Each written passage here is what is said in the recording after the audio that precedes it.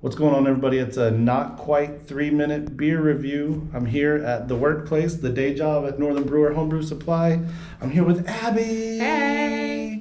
If y'all remember from a previous not so 3-minute beer review, Abby brought me, what was it called? The Mystic Brew of Mardi Gras. Yeah, it was a hurricane, like the cocktail inspired sour. From Zoni Mash. So I thought I would do her a solid and bring her a beer by way of New Orleans. So my friend Dan Murphy sent this to us. I think you actually pointed this out, though. You screenshotted this and were like, I was informed that it was coming. Yeah. So from my friend that lives in New Orleans, so we both got the hookup. So this is called Beignet Au Lait. And if you know what a beignet is, you know it's a very New Orleans-y dessert, or as they explain, anytime treat. Anytime. And coffee is also pretty much a mainstay. If you ain't drinking booze, you're drinking coffee. Exactly. In New Orleans. Right. So this is an imperial blonde, kind of kissed with the flavors of beignets and café au lait, i.e. or e.g. coffee, vanilla, lactose, 7% imperial blonde. Cheers. Cheers. Le bon temps roulé. Yes, let the good times roll. At work in a poorly lit conference room. So just real quick, the brewery is Faubourg Brewing Company. They explain this as crafted with Pilsner, Vienna malt, Cascade hops, has a soft malty sweetness with the addition of some cold brew coffee, vanilla flavor, and lactose. Gives us medium-bodied ale, rich mouthfeel you'd expect in this tribute to New Orleans' most versatile anytime treat. And I got 2 cans of it. The first one that I split open last week with friends, everybody was just mind blown. I feel like Imperial Blonde is not that common. Mm-mm. Imperial Blonde is not that common, and coffee in a blonde is also not that common. Right. You get the white stouts, you get the coffee blondes. They're not all that popular. They kind of like popped up a few years ago.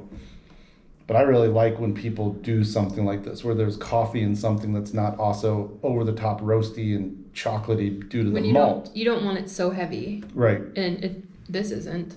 And a beignet is basically like a rectangular donut dipped in powdered sugar. Yeah. I know somebody's gonna flame me because I'm sure it's so much more than that. But I feel like for people that don't know, it looks like a beanbag. Yeah. Of dough. Yeah, it's very puffed up. I kind of feel like it's surprising that it's deep fried because it's so light and fluffy, unless you have like a bad one, like probably a Minnesota one that's not like properly made, but like a good New Orleans one, it's so light and fluffy that you wouldn't know that it was just like dunked in heavy gross oil. Like it just doesn't taste like that. It's not like a funnel cake at the fair that like pits in your stomach. Yeah. So. Or like is hardcore crispy around the edges. It's almost like it's been boiled or steamed. It's so soft and pillowy that it doesn't make sense that it's deep fried. And then they put them in a paper bag with a bunch of powdered sugar and shake the hell out of it. So obviously they're going for that effect here, probably with a combination of the vanilla and the lactose, I would maybe think. I don't know what the dough of a beignet is. It could potentially have vanilla in it as well, but I think they're just trying to play off that like confectionery sugar, and then obviously the coffee, which in this case, it's not affecting the color. It still turns out very light gold. Yeah, like obviously there's no coffee in a beignet, but it's the pairing that you do. Yeah, Café du Monde, late nights. Yeah. The scene on the can is certainly kind of reminiscent of like a Café du Monde kind of scene out on the street with the railings and the servers with their white paper hats, and it's a good beer. It's really fun. Not too sweet for being beignet inspired. Not too heavy for being imperial or with coffee. I feel like it's like light and perfect. Yeah. I would assume lactose in the boil, vanilla, and coffee probably in secondary. Makes sense. Or they even say with cold brewed coffee, so they might even just get cold brewed coffee. Like the way I've seen a lot of breweries, and even like I believe Summit, when they did Dark Infusion, they actually just get kegs of the coffee and kind of infuse it in line to the beer.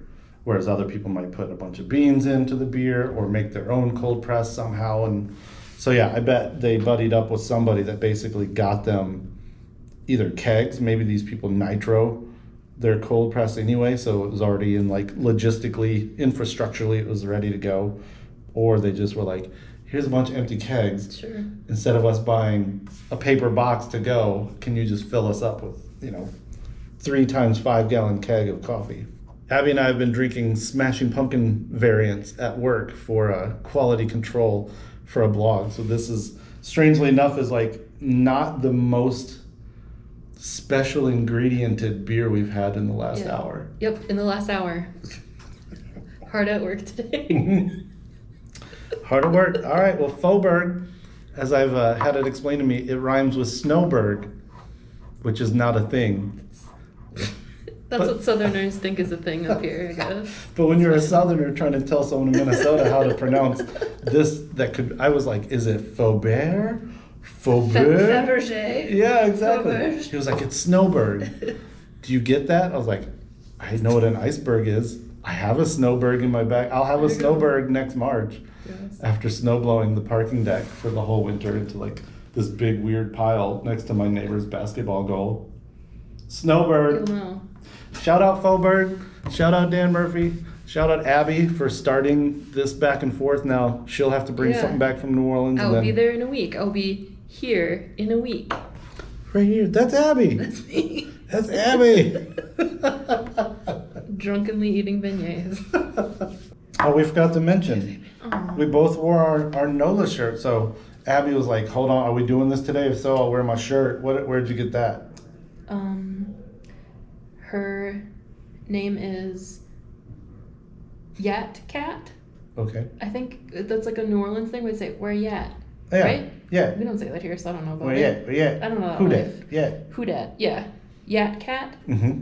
Yeah, she screen prints shirts down there. She has a crocodile or alligator one that says, home is where the swamp is. So, yeah, she makes cute shirts.